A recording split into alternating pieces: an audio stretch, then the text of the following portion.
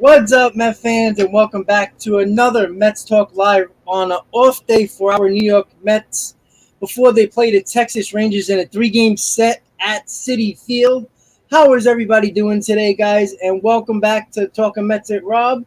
Once again, guys, you know, as always, your job only is to hit on that like button today.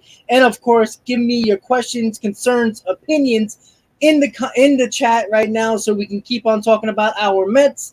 You know, we'll talk about some Mets news that I got, a couple things that I want to point out, a little bit of Scherzer news, a little bit of DeGrom news, a little bit of Nets news, just because, well, it's a New York-related topic and it's kind of funny, and everything else that we need to talk about with the New York Mets. So, an awful game yesterday, as well as Taijuan Walker pitched, and he deserved to win that game. But you can also look at the fact that Justin Verlander deserved to win that game. To win that game yesterday as well. We can go through all different scenarios about why Diaz in the 8th, not in the 9th, which I did agree with Buck Showalter with, and I'll get into that. You can blame the offense. You can blame Buck Showalter. You can blame Drew Smith. You can blame anybody you want to blame. Davis, Smith, McCann, whatever you want to blame, you can blame. And when it comes down to it, the Mets did not play well against the Astros in any of the games. It's just that simple, guys. And what also concerns me is not the fact that the Mets have a 3-game lead in the NL East, because it's still one of the it's June 30th. We got past the month of June where everybody thought the June swoon was coming, the curse of June was coming, and the Mets are going to fall apart. The Mets were 1 game over 500 in 25 games in June, 13-12. Every Mets fan would have signed on the dotted line if we had a 13-12 month of June. The only difference is the Mets didn't play bad. The Mets had their worst month of the year, which is 1 game over 500 in the month of June. That's why you have a really good April and May. And remember the people that were talking about that April games don't matter and May games don't matter. This is the reason why April and May games matter. Why is that? Is because you can have a 500 record in June. You can have a subpar June and having really good to great April and Mays gave you enough cushion to go 1 game over 500 in June and still have a 3-game lead in the NL East, even when the Braves have 21 wins in the month of June. I think it's 21-5 if I'm not mistaken. They had to go on a crazy run just to catch up to the Mets, and they're still 3 games out.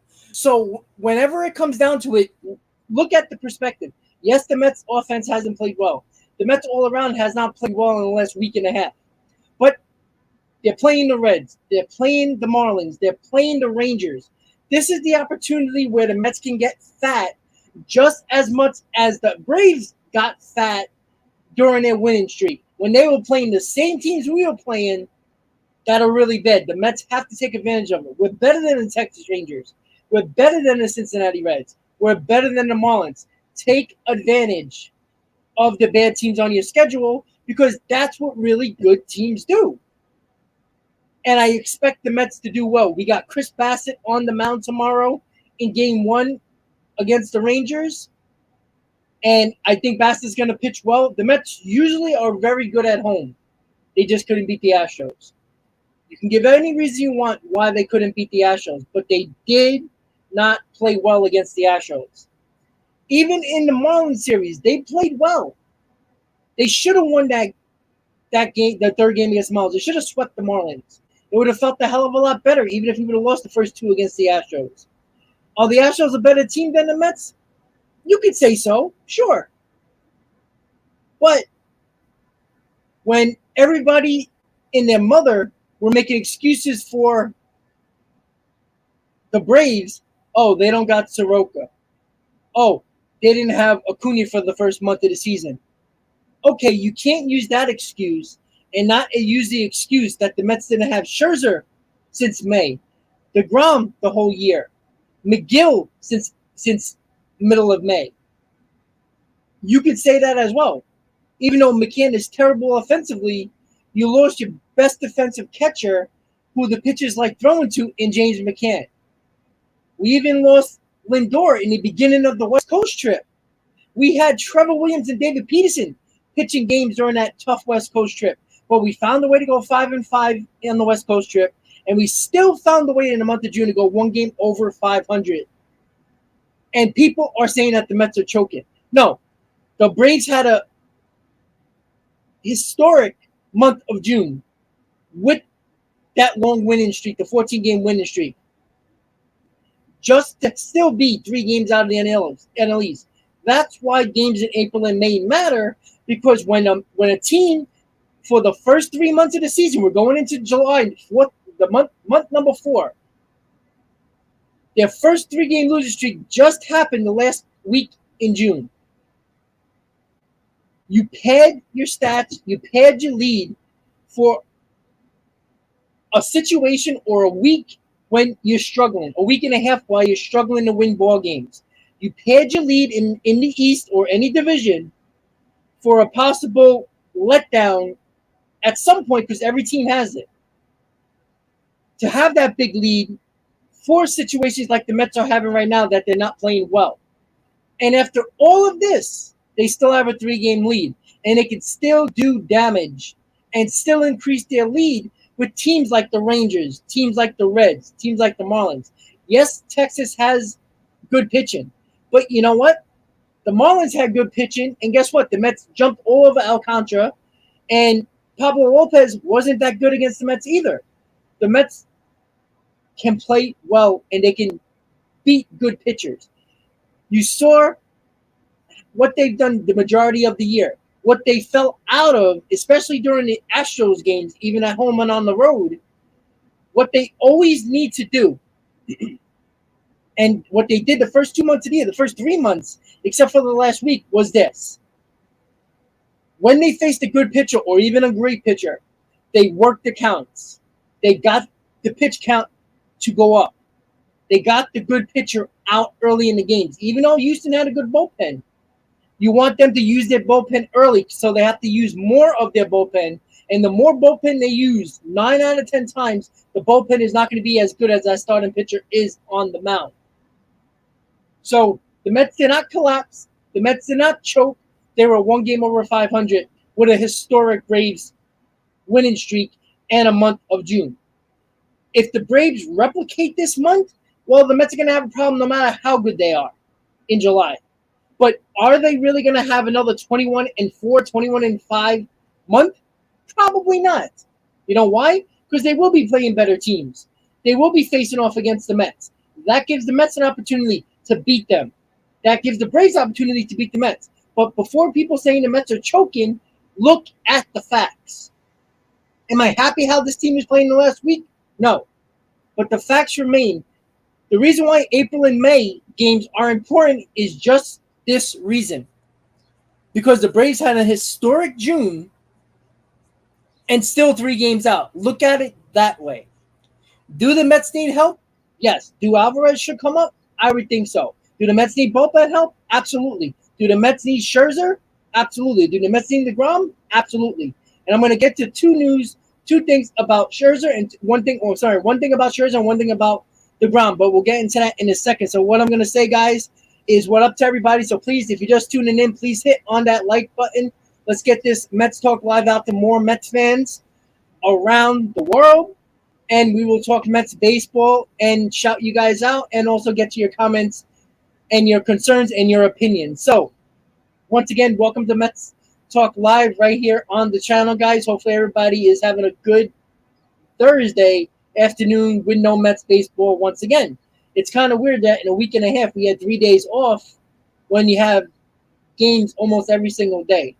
So let's get started. Lane, how you doing? Alien, Subaru, Juo, Sean, a member of Talking Mets and Rob. Ruben, a member of Talking Mets and Rob. Marcus, D Watts, how you doing? Roberto, a member of Talking Mets and Rob. And Steven. Once again, guys, if you're in the stream right now and you can say what's up in the chat, please do. Do not be shy. I shout out everybody on the channel. So that is the people who said what up in the chat. Lane says, let's go Mets.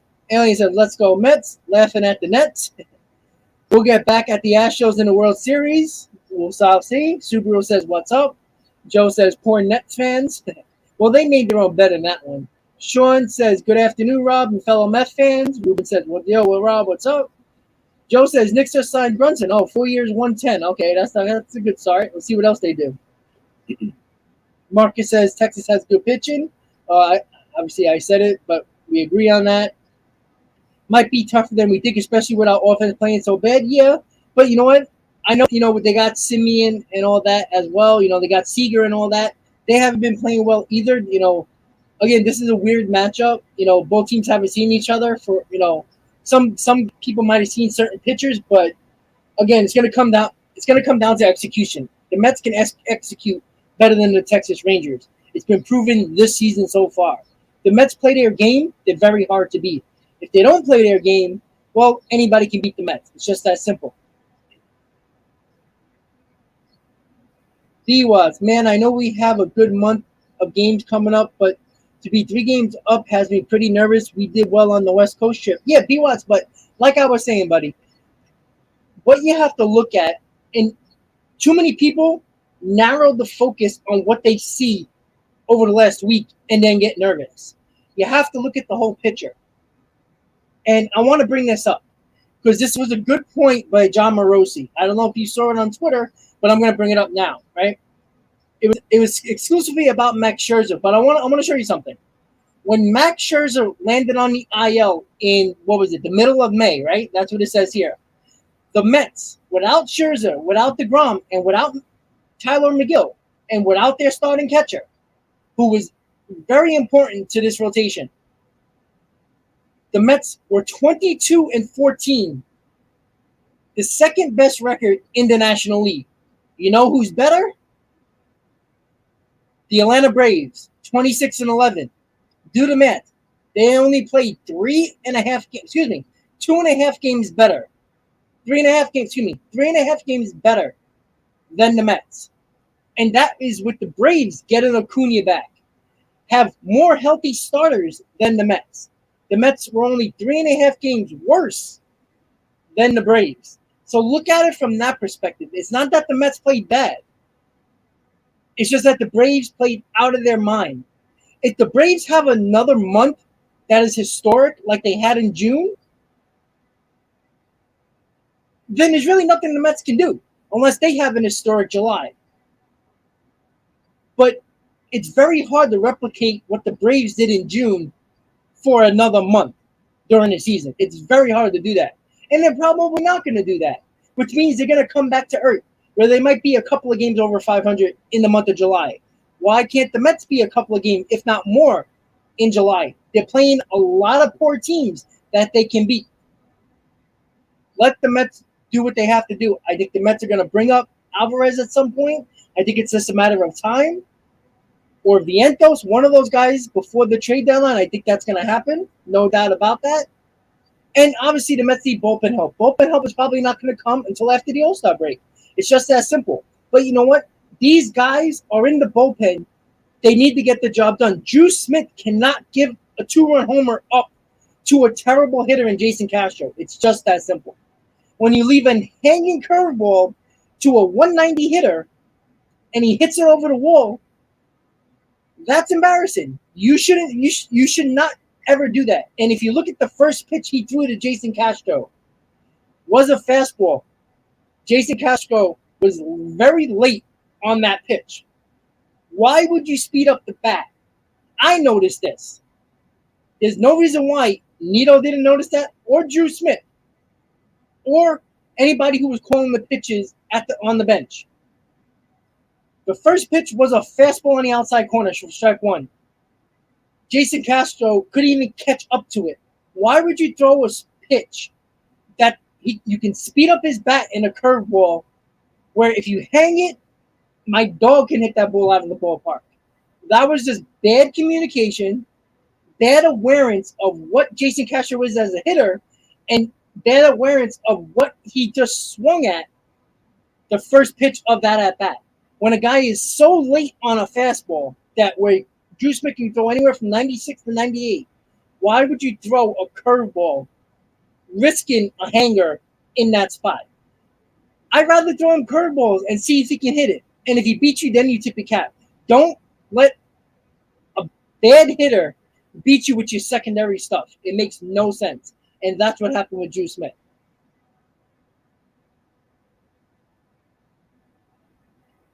Roberto says, hello, Rob. Now that they're saying that DeGrom might come back early, and what concerns me is that he might get injured again. Well, I mean, it's not technically early, Roberto. I mean, it's nearly been a year.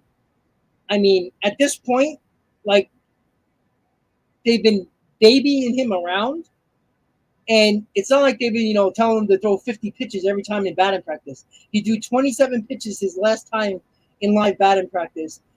And that was the other story I wanted to get to, is that Mike Puma reports Mets are discussing the possibility of a Sunday night minor league rehab start in Port St. Lucie for Jacob deGrom.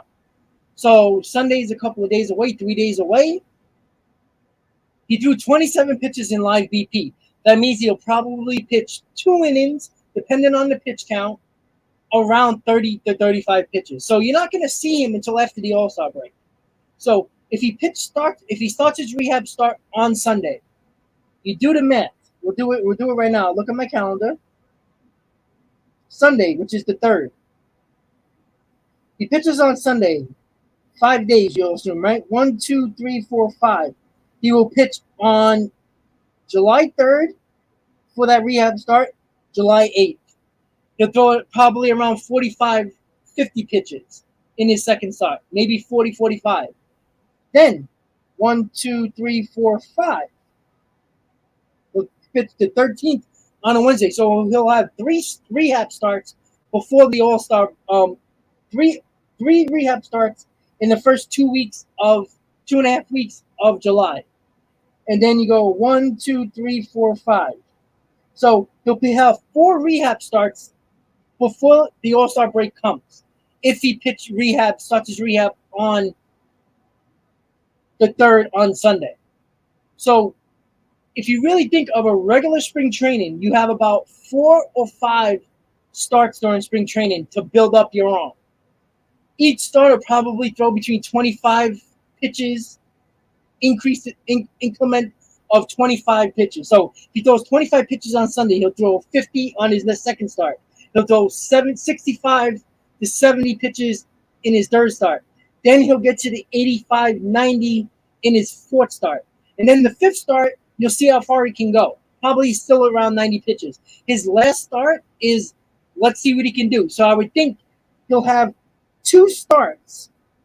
If everything goes well, if he comes out all the rehab starts, the next 4 or 5 rehab starts, which will almost all be before the All-Star game starts, he'll have about 2 starts in the majors before the trade deadline. So we will know if he's not going to make it through. You'll have a couple of rehab starts, to know if this guy is healthy coming out of a rehab start. We will know. So we'll know if we'll have to make a trade, and we'll know if DeGrom comes out healthy in his rehab starts and he's throwing 90 pitches in his last 4 and the 4th rehab start and the 5th rehab start, he's ready to go if he comes out healthy. If he does, well, guess what? Now we got another ace in this staff that we probably weren't even counting on in the beginning of the year after he got hurt in spring training. So there we go. That's what I'm thinking when it comes down to it, Roberto. Steven, we need bullpen arms and at least 2 good bats. Well, guess what? They're not coming yet, Steven. It's just that simple. Nobody's trading them as of yet. The teams that are probably going to trade are going to hold off until the deadline, because that's when more teams are going to be going after teams, guys on Cincinnati, guys on the Pirates, guys on the Cubs, guys on the Rockies, stuff like that. Teams like that, Washington, Miami. They're not going to trade early unless you overspend or spend on a package to bring somebody in. At this point, to get a reliever who is probably not top notch, who is probably in middle of the pack, who has like a 3 ERA, probably not much better than what we have in our bullpen now, you're going to overspend for a trade when because it's early, way early before the deadline. And that's not something that I want Epler to do. What they can do at this point is bring up Alvarez or Vientos and see what they can do in the DH spot. We talk about the bullpen. We talk about the starting pitching. The bigger problem against the Astros, the Mets didn't score any runs. That's offense. That's not the pitching. You give up 2 runs to the Astros who have a really good lineup, who can bludgeon you with runs. You give up 2 runs, and it took them to the 9th inning with 1 swing in the bat to get 2 runs. The Mets offense has to come through. That's why I'd rather see, before the All-Star break, very soon rather, Alvarez or Vientos up in the Major League, give them the DH spot and see what they can do.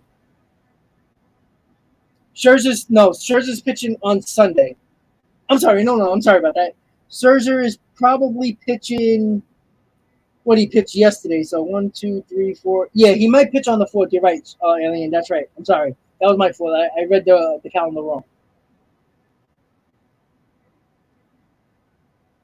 Yeah, Danny, like I said, we had Taijuan Walker, who most consider our number 4 pitcher when everybody's healthy, shut down one of the better lineups in the majors in the Houston Astros.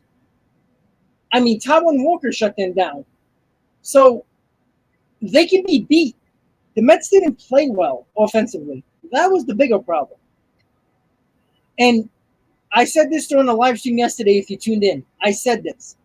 The New York Mets, Taijuan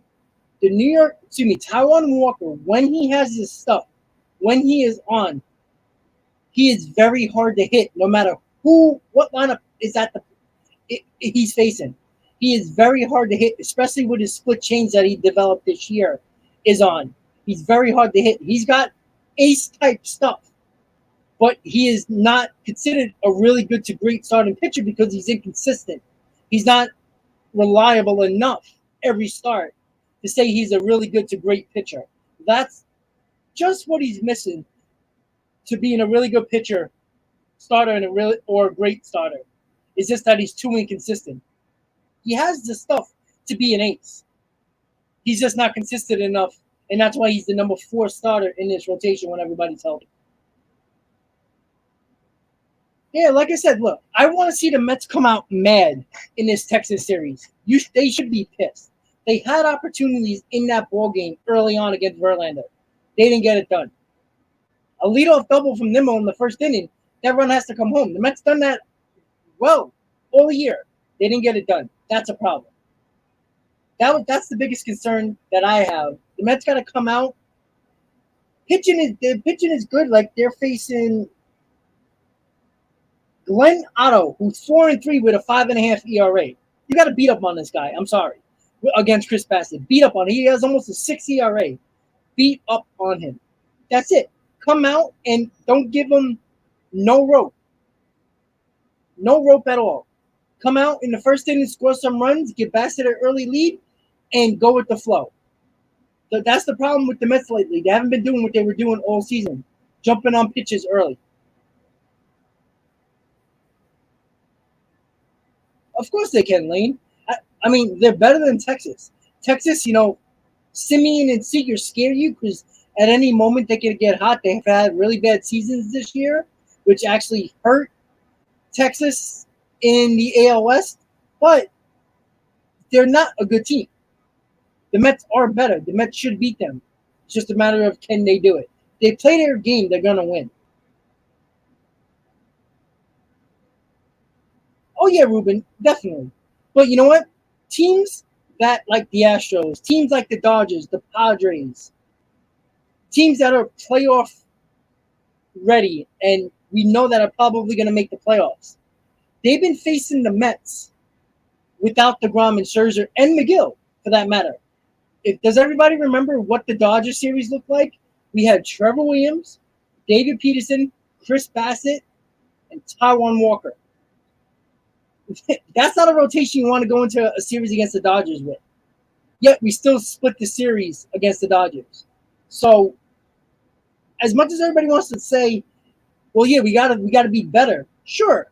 Well, when you got David Peterson pitching against one of the better teams in baseball in the Dodgers or the Astros or Trevor Williams, well, there's a pretty good chance you're not going to win that ball game unless you score a ton of runs. But yet the Mets overcame all of that with their three pitchers that they're counting on in this rotation out, and they still went 13-12 in the month of June without their two stud aces is amazing. And I think you have to give credit where credit is due, and still holding off the Braves because they have done that. You want to get a Scherzer Rumble Pony jersey? Rocky, how you doing? Exactly, Ruben. He went toe to toe. Absolutely. The Mets could have easily won that ball game. They had opportunities. They could have done it.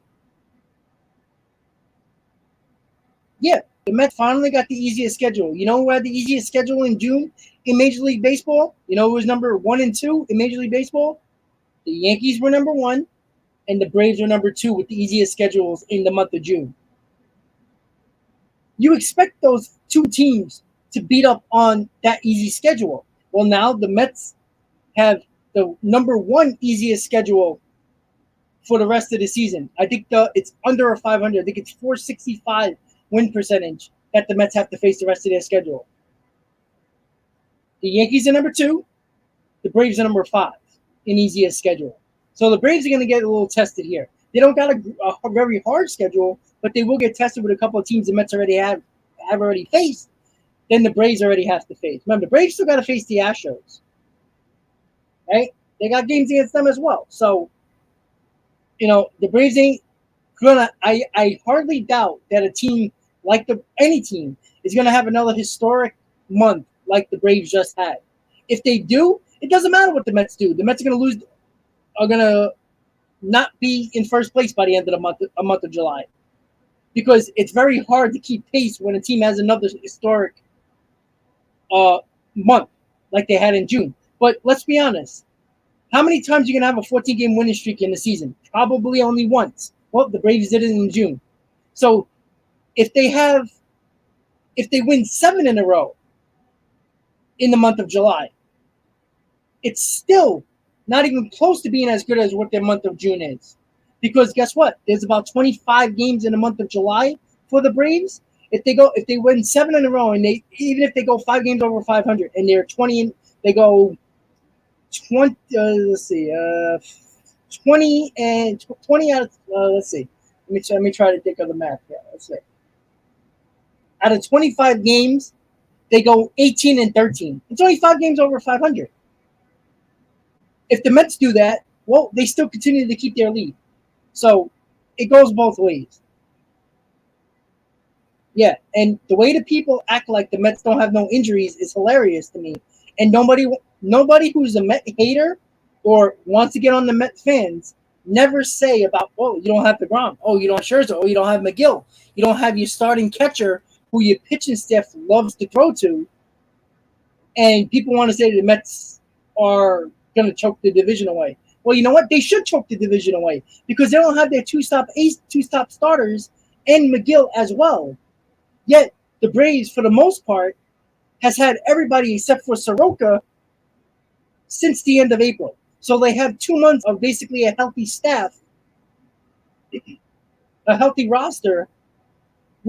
If you take away 2 of your top starters with the Braves, take those guys away, and your 4th best starter, take them out of the rotation and let them fill those spots for 2.5 months. How is that going to look? Or a month and a half, excuse me. It's not going to look good. The Braves have been mostly healthy, besides until Albies hurt his ankle.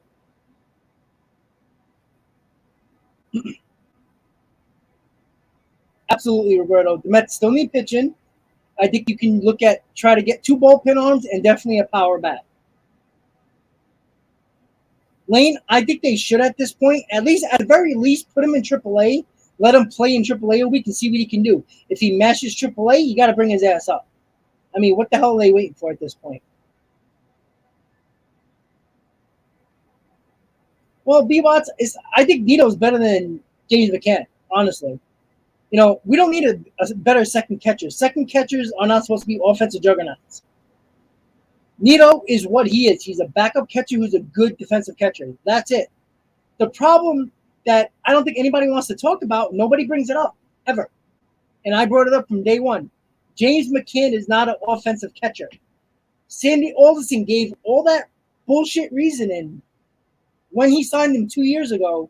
Oh, James McCann, he's projected to be a good offensive player. He had a great 2020, and they used the 2020 stats, which I hate, to overpay somebody who is a very good defensive catcher. Which, if you look at the Astros, Maldonado, who gets $4 million a year, who is just as good, if not better, defensively than James McCann for $6 million less. Sandy Alderson overpaid for a backup catcher. That's what James McCann is. He's a backup catcher. And that's my problem with why they signed James McCann. And I say this till the cows come home. James McCann is an absolute joke. He was never going to be an offensive juggernaut, or at least a good offensive player, because he never showed that in his career. He showed it in the 2020 season, which nobody wants to throw out the 2020 season stats, which is an absolute joke. Do you know 3 Mets that had the best seasons of their career? Michael Conforto, where is he? Dominic Smith, what the hell is he doing? And James McCann.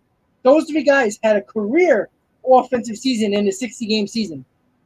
Michael Conforto couldn't even get a contract. Yes, he hurt himself, but turned down $100 million from the Mets, thinking he was going to get more, which I doubt he was going to get on the open market.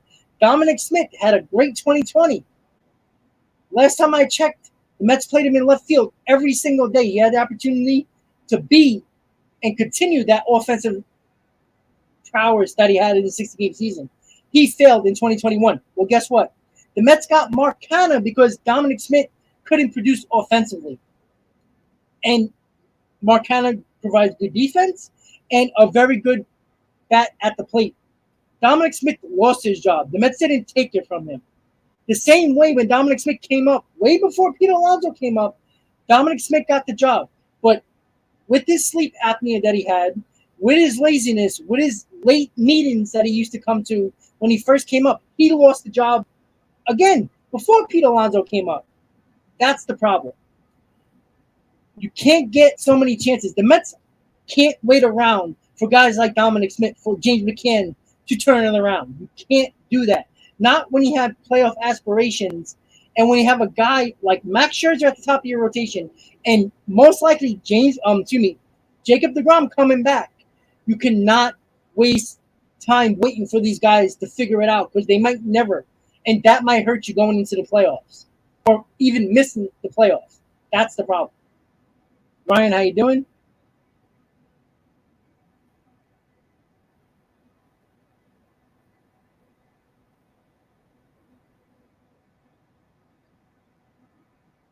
Well, Rocky, I mean, yeah, they could. I mean, not going to be off the team. I mean, you've seen this throughout baseball. You know how many times lone games have happened in the ninth, all over the league. I mean, the Braves when they were facing the Dodgers had a lead, and Jansen before he went on the IL gave it up. It's gonna happen. It just happens. But yeah, it should be Volcano. It should be the fact. Definitely Scherzer. I believe he will be pitching uh, on the either right before the 4th or on the 4th of July. Ruben. Well, yeah. I mean, I know people are saying that. That's fine.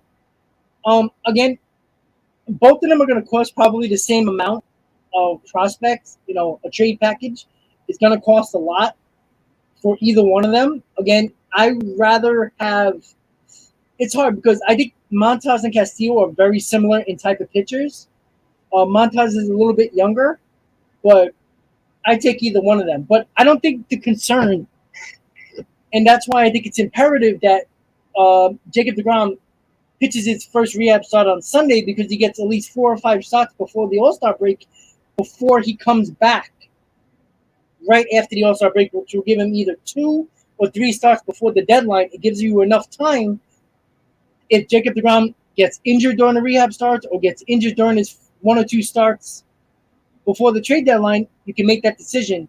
But if Jacob DeGrom comes back healthy with Scherzer, I don't think you really need a top line starting pitcher. Yeah, you might need a back end of this rotation type of guy, just as some depth, just in case. But I think the Mets got to go all out for bullpen. The Andrew Chafins, who decided to go to Detroit where the Mets didn't want to go. All types of relievers, the Mets have to be on. Good relievers. They got to go all out for those relievers. You got to bulk up that pen. Obviously, you definitely might need a bat at your DH spot, but that's why I think you need to bring up Vientos and or Alvarez to see if they can be that bat at the DH spot. If they become that impact bat at the DH spot, that's one less trade the Mets and Epler has to make at the deadline. So now they can focus on primarily bolstering up this bullpen with really good arms. Lane, James McCann can't get sent down. They're not doing that. And he can't get sent down. After you make 5 years in the league, you have veteran rights. You can't get sent down to the minors unless you get approval from that player. Yeah, Volcano, Castro's a good. I'm sorry, Carrasco's a good pitcher. It sucks that within a week you've seen the same team twice, especially a team like the Astros.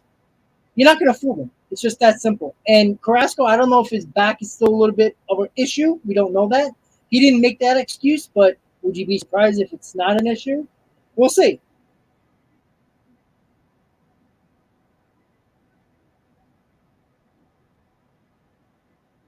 Steve, I agree with you. That's unacceptable. What I think the goal, obviously, you want to win a World Series. No doubt about it. But what I want to see with this Mets team or this Mets organization never made the playoffs 3 years in a row. They made it 2 times in a row, a couple of years in their history.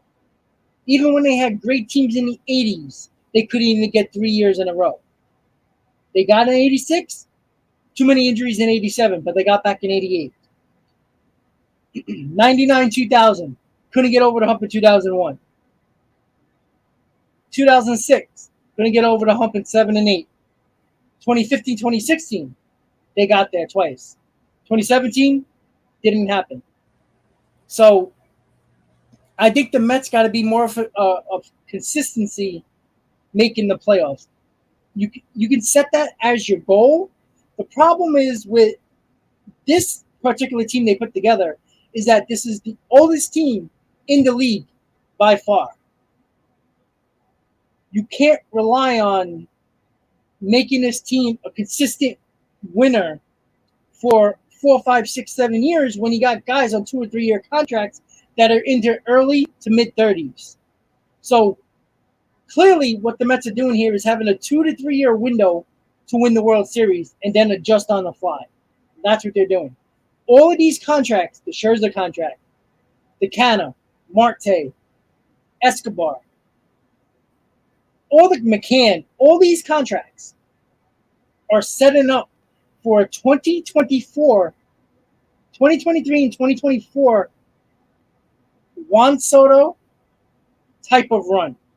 Getting that big piece in when you already have your young stars coming up in Alvarez and Bailey and possibly Mauricio if he's not in the trade. So that's what I'm looking at. And I agree. The Mets need to be more of a consistent playoff team. But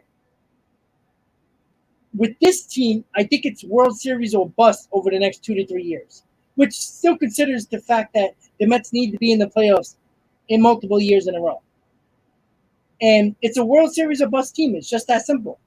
Is this roster currently a World Series contending team? No. If everybody's healthy in the rotation, we're dangerous.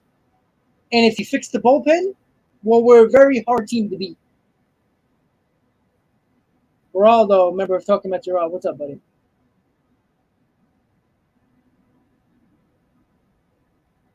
Lane, no, not gonna happen. Yeah, you gotta remember everybody plays the AL West and the NL East. So they haven't played the Astros yet. They haven't played the Angels yet. I don't think they played Texas yet. I could be mistaken. They haven't played all the teams in the AL West yet. So they got a couple of those games to go as well. So they haven't faced the. I don't think they faced the Astros yet. So they got 4 games against them as well. So yeah, Roberto, that's true.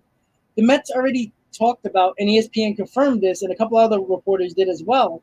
The Mets are willing to take a bad contract to not give up major prospects in a deal and save money from to the other team to get back either if it's a big bat or a big arm in the bullpen. They're willing to do that. I mean, you saw that right before the season started with San Diego, where we were going to get Hosmer in a trade. You know, the Padres are looking to get rid of that Hosmer contract. The Mets are willing to take it to get a starter and a big bullpen arm and bring in Hosmer. So they're willing to take a bad contract off the books of for another team to get an impact player for the Mets that's not going to cost you too many prospects. So you can look around the league. Cincinnati, for example.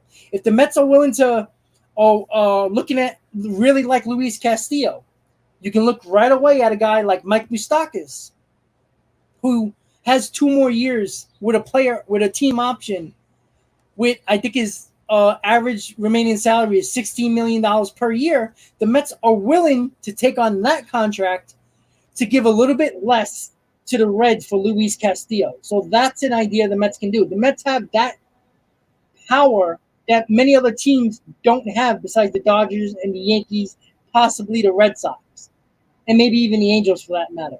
So the Mets are in the driver's seat in that situation. If a team doesn't worry about salary, that is trading one of their big guns, and they just want prospects, the Mets might be a little maybe second and third in that race for that player. But if these teams are willing to give the Mets a bad contract and get rid of money, the Mets are number one in that spot. And if that's the case, the Mets can get whoever they want. We just have to wait and see what these teams are going to do. Yeah, there's DeGrom and Scherzer. If they're healthy, they're not going to suck. They're going to pitch. Even on a bad night, they'll give you 5 innings, 6 innings, 2 runs, or 6 innings, 3 runs. That's a bad night for them.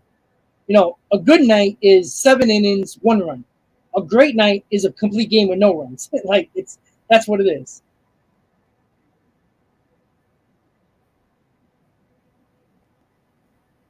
Christian, exactly. The Mets are willing to take on a bad contract. We just talked about that, but Christian reiterated it in the chat.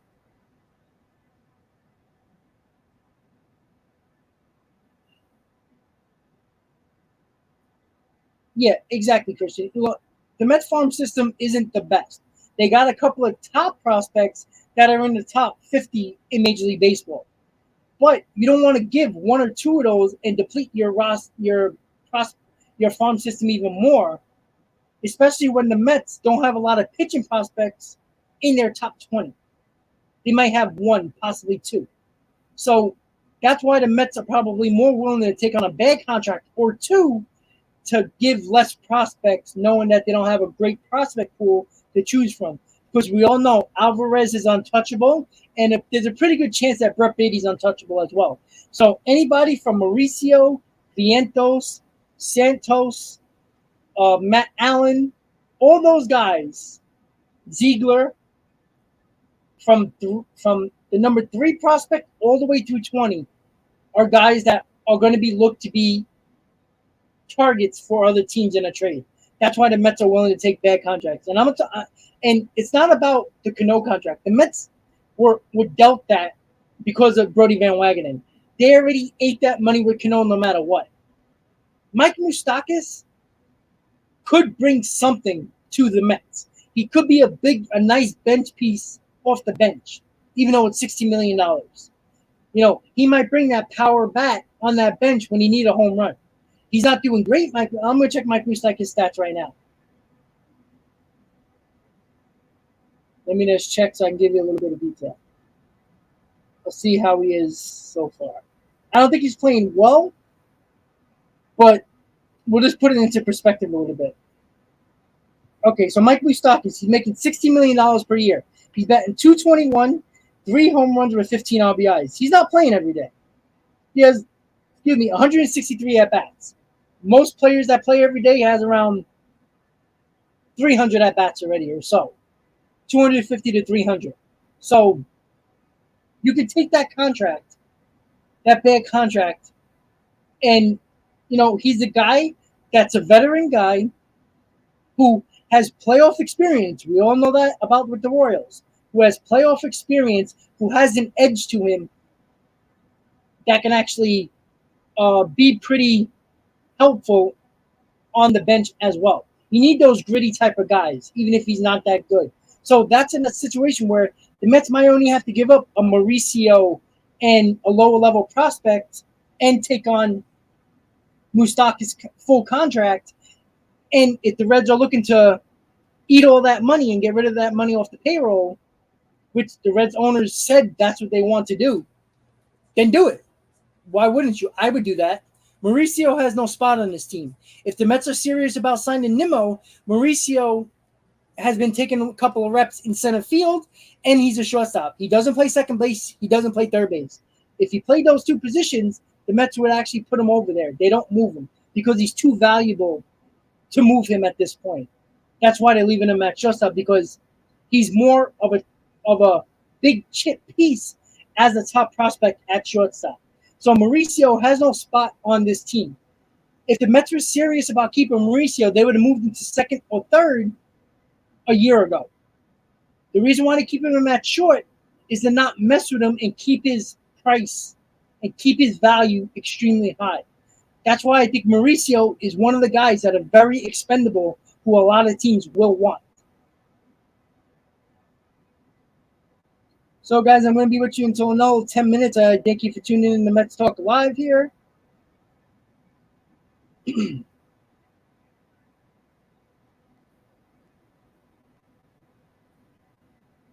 Yeah, I saw that, Christian. They really want to keep Juan Soto. It was 13 years, 425, right? That's a target contract that what he's probably looking for. So let me see. 425 divided by 13 is $32 million a year. That's not the top pay of a player, but I mean, are you really going to turn down $32 million over 13 years at over $400 million? He's stupid to turn that down. I love Juan Soto. I'd rather have him, but there's no possible way that he might turn that down unless he's looking for $500 million, which is insane. Roberto, I'm better than James McCann at the plate, and I have a bad back and neck. So,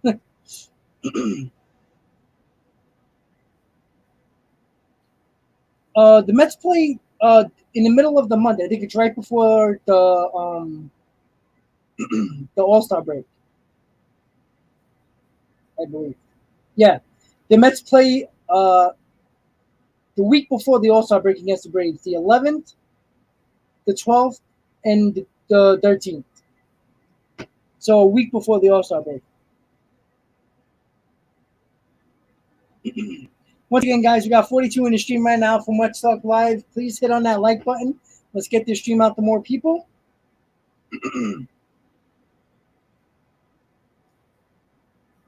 Just checking something really quick.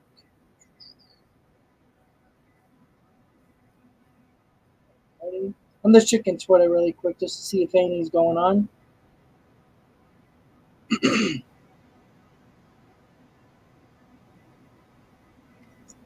Ready? Just checking.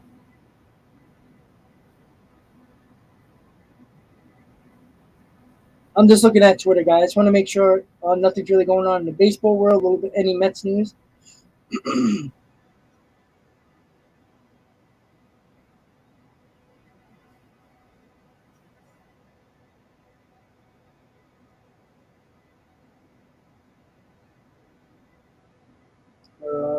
Let's see. All right, so Twitter's looking a little dry right now, unless you're a basketball fan. In about 10 minutes, free agency starts in the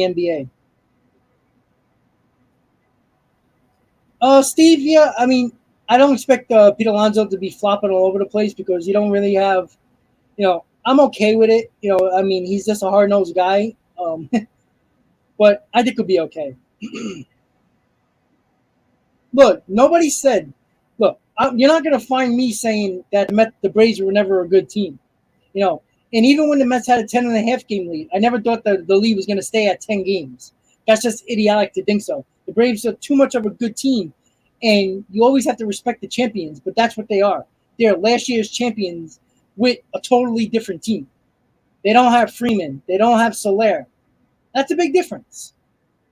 And, just because they're really good doesn't mean the Mets are not as well. The Braves still have the majority of their healthy roster besides Albies and Soroka when the Mets are missing their top two aces in their rotation. That's a big deal. Yet the Mets still held off the best June, a historic June for the Braves, and they still have a 3-game lead. Hey, Hayden, what's up, buddy? How you doing? Long time no see, buddy. Hayden, I was about to send you a message. I'm gonna, if you want, we can do a collab during a live stream during a Mets game. That would be pretty cool. If you want to do it, just let me know when you're free. Sometime this weekend or next week, whenever you want to do it, just let me know.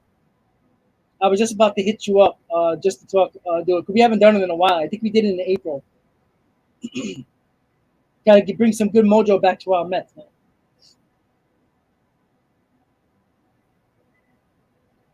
Yeah, and if the Mets low point is 13-12, I'll take that every day of the week. And it took 3 months into the season for the Mets to have their first 3-game losing streak. Yeah, Jimmy, I agree with that. I think they need to do it before the All-Star break. To be honest with you, bring up Vientos first. You want to bring up Vientos first because he's in AAA, playing pretty well. Give Vientos a week or two. See what he can do. If not, bring Alvarez up after that and see what he can do. Give these two guys chances before the deadline to see what you're gonna need. All right, Hayden, cool, buddy. I'll hit you up right after I finish the stream. Well, that's the amazing part with this Mets team. What are they? 18 games over 500, if I'm not mistaken. 18 games over 500 with no offense from McCann, no offense at all from the DH spot, no offense from Escobar. Yet this team is 18 games over 500 with still the best record in the National League and 3 games up in the NL East.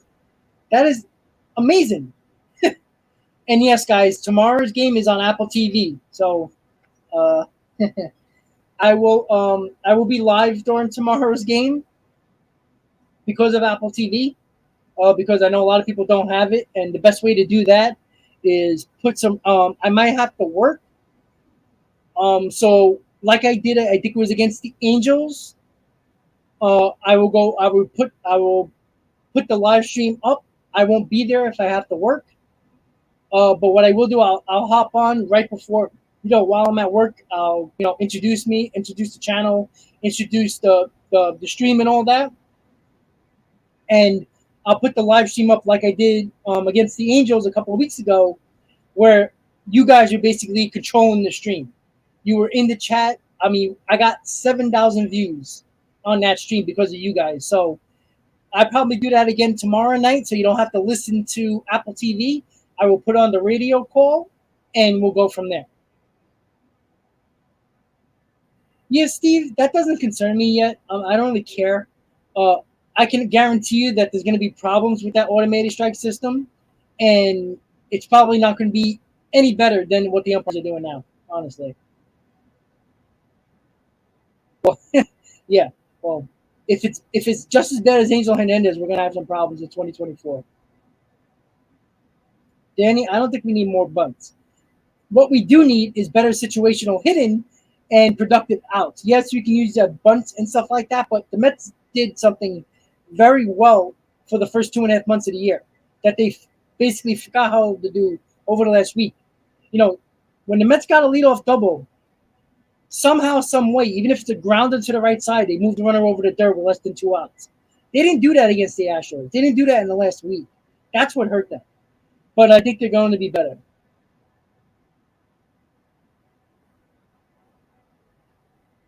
Yeah, the pitching hasn't been bad. As the Trevor Williams of the world, the David Petersons of the world, they've been holding it down for the most part. The pitching hasn't been bad. The offense has been either very good or very bad. There hasn't really been an in between. And you notice that in a lot of games when we get blown out in games. Like, it just shows right away that the offense is lost at times. Like, they would play well for 2 or 3 games, and then they'll go cold in one game and they get blown out. Like, it's crazy how different this team is. Ruben, have a good day, buddy. Once again, guys, I'll be with you for another 2 minutes or so. So get in your last couple of comments now. Once again, guys, if you want to become a member of Talking Mets or Rob, please just click on that join button below if you're on the laptop. And if you're on your phone, just click on that $ at the comment section. And you have ways to be where it says super chat, super sticker. You can become a member of Talking Mets at Rob. Next week, I'll be doing the first member Q&A of the season. And I will also be doing a giveaway for the members. So you got to become a member to get giveaways. So if you want giveaways, you got to become a member. And right now, I think we're 20 strong right now, looking to get probably the 40 to 50 probably by the end of the year. So the most important thing, guys, is that I do giveaways every month.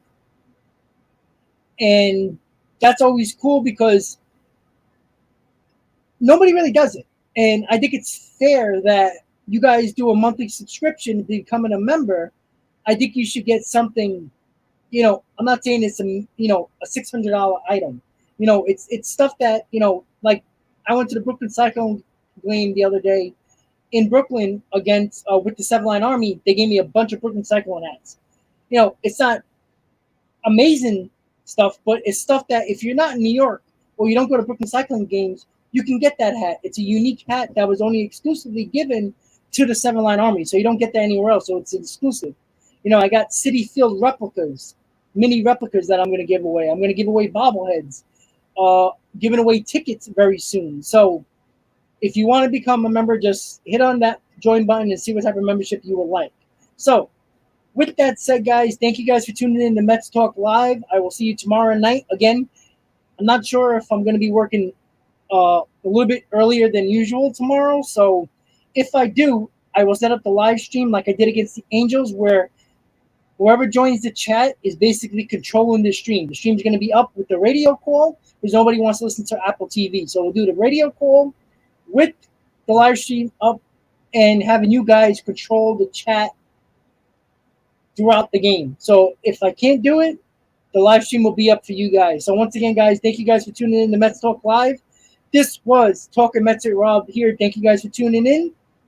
And if you're new to the channel and you just subscribed, thank you for tuning in and thank you for subscribing to the channel. Keep on coming back for more live streaming during Mets games, Mets Talk Live as you see here.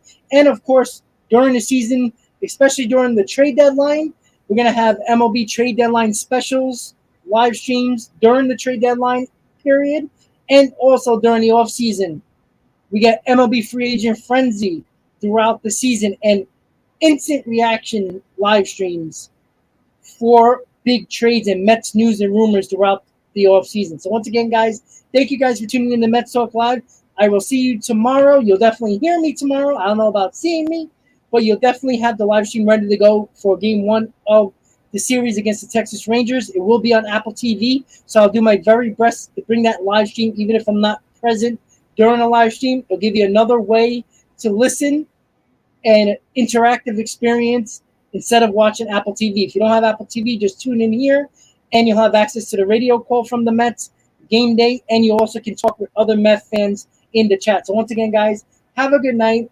See you next time. As always, Mets fans, let's go Mets. Have a good night, guys.